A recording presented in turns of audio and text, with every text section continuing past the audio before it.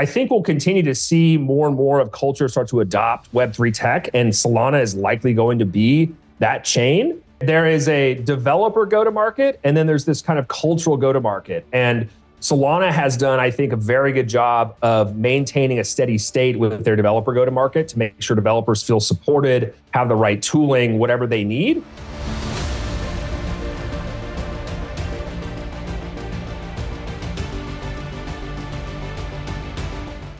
But in addition to that, them sort of exposing the ability for, I would say, in some cases, non-technical people that are involved in pop culture to utilize Solana for whatever the experiment is that they want to do is also just as important. It is not to say that other chains won't potentially go down this path. It's just today, this has been the recipe for success with Solana, which is one of the reasons I still think it's dramatically undervalued relative to something like Ethereum. Joe McCann is the founder, CEO, and CIO of hedge fund Asymmetric.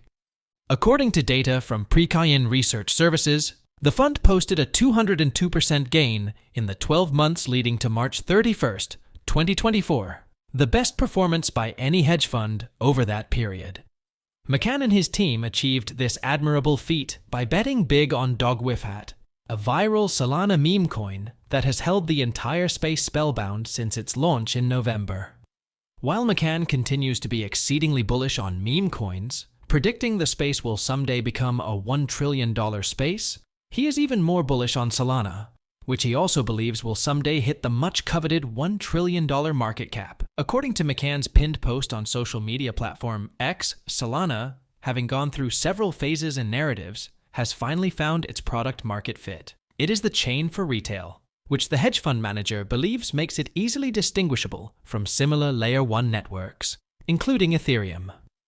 McCann recently sat for a discussion with Real Vision founder and CEO Raoul, who is also exceedingly bullish on Solana in 2024 and beyond. Pal and McCann share their thesis on the rise of Solana, describing where they believe the network and its Layer 1 token are going and why a bet on Solana will be a very lucrative one for all cryptocurrency investors. They also discuss Solana's innovative parallel processing architecture and Firedancer, Solana's widely acclaimed new third-party validator client. As we bring you clips from this highly insightful discussion, please take a little time to like this video, subscribe to the channel, and turn on post notifications for more videos like this. You can join the conversation by dropping your comments and observations in the comments section below. Everything you do helps with the YouTube algorithm and immensely contributes to the channel's growth.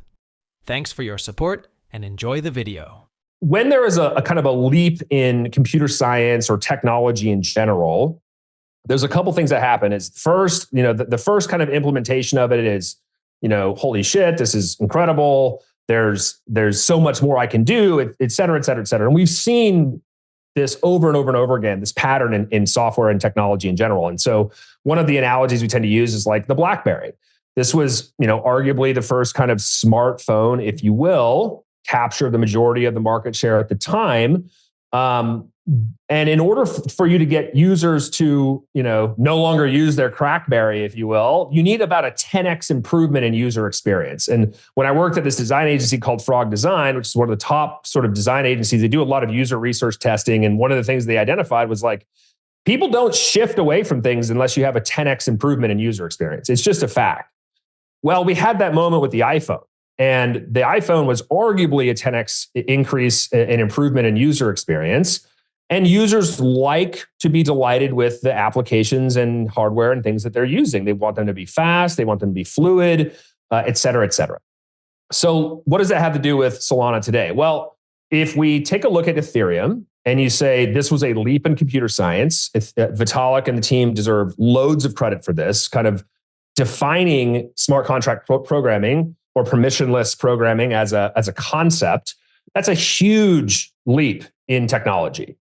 The current implementation of it is suboptimal. And my view has always been that there's a set of developers, and this kind of goes back to my experience of understanding developer communities, developers can mostly be bucketed into two categories. You've got your academic engineers, and then you've got product engineers. And sometimes you'll have the hybrid unicorn of both.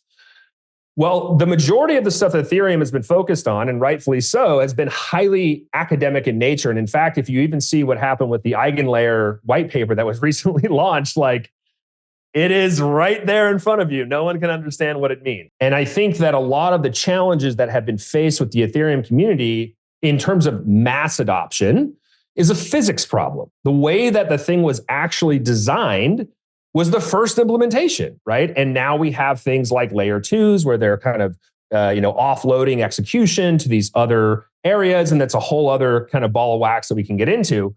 As it relates to Solana, from day one, they did not try to fork the EVM. They didn't try to fork Ethereum and just marginally improve it in a different way, like say Avalanche and these other ones have done.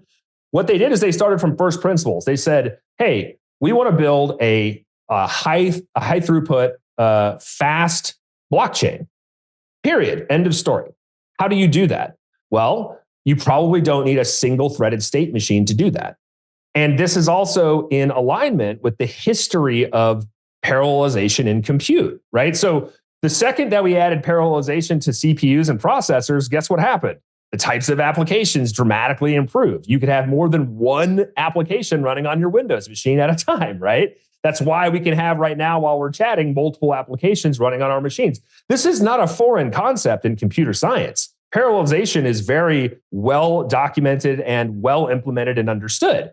That's what Solana was doing. And so I thought to myself, if they're going to go down the path of parallelization, and they're also going to enable effectively, fractions of a penny in transaction cost, this broadens the spectrum of the types of applications that can be built with this underlying technology. And that has proven out to be true. You simply cannot have things like the Render Network or Helium Network or Drip House or any of these types of applications on another L1 today because it's a physics problem. And so Solana for me not only has been this kind of almost obvious play of like, this is of course is what people are going to use behind the scenes, but they have also embraced culture in a way that I think a lot of other chains have not. Solana's parallel processing architecture has been the focus of many industry-related discussions over the past year. As McCann predicts, other blockchain networks are now embracing the model. In March, Starknet, an Ethereum Layer 2 network, announced intentions to significantly enhance its transaction processing capacity by integrating parallelization. Parallelization enables the Solana network to process thousands of transactions per second with low latency and high throughput. It achieves this by allowing transactions to be executed simultaneously across different nodes in the network. The model is different from and much more effective than the sequential processing model used by traditional blockchain platforms, which causes bottlenecks and congestion. Pal and McCann believe this model will make Solana particularly attractive to developers in DeFi, gaming, and enterprise solutions, all of which require low latency, high throughput, and scalability. During the interview, Pal and McCann also talk about Firedancer, Solana's new validator client, which, according to Jump Crypto, the developers of Firedancer will increase Solana's networking throughput, resilience, and efficiency. Here are more clips from the interview. For Firedancer, the importance here, I think, cannot be underscored enough.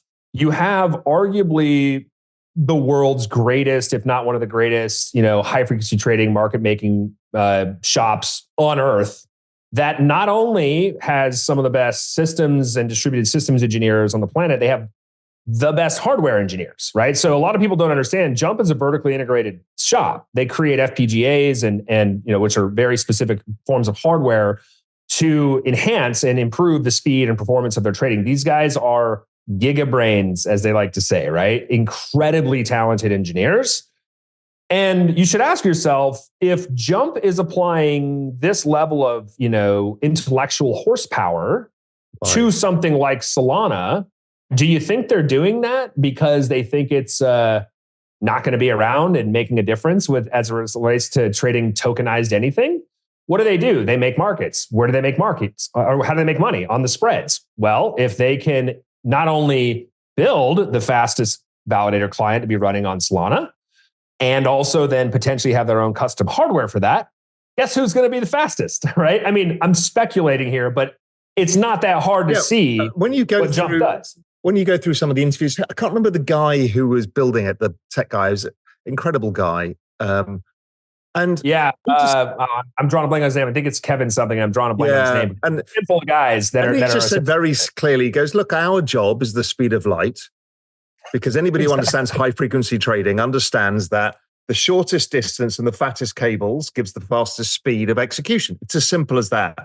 And when you start talking about that, you understand what they're trying to do, which is, okay, this is disruptive to the entire financial system because you can have high frequency trading, which you couldn't do in any other format. Now, we don't know yet what the latency is going to be and some of these elements that are going to be very important to this, but it's certainly within sight. And that changes everything because, as you said earlier on, the TAM of the financial market dwarfs everything else.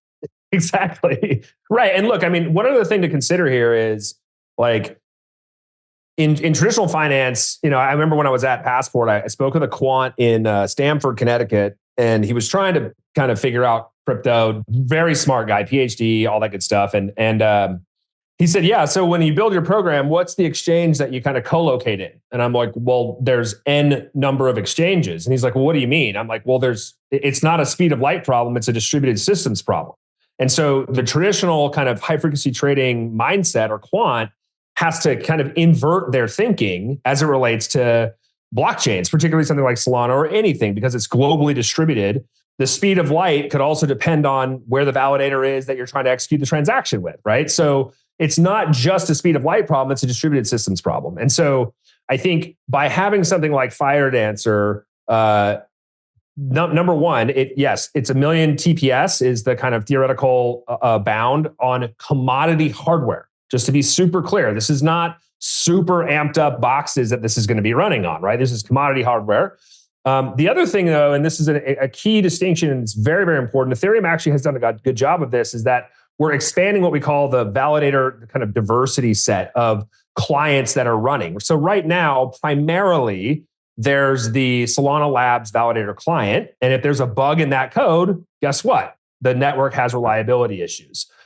Now, there's a new team called Anza, which has spun out of Solana Labs. They're working on their own validator client. And of course, you've got Jump. So when you start to have 3 different validator clients for Solana's network, you are reducing that kind of single point of failure in the network, because the odds of a, call it a P0 or supercritical bug to exist in all 3 code bases is possible, but highly unlikely. Solana has had a very good run over the past year and is currently up by over 600%. Yet, PAL predicts it could soar by another 226 to 553%, depending on the progression of the bull market in the coming months.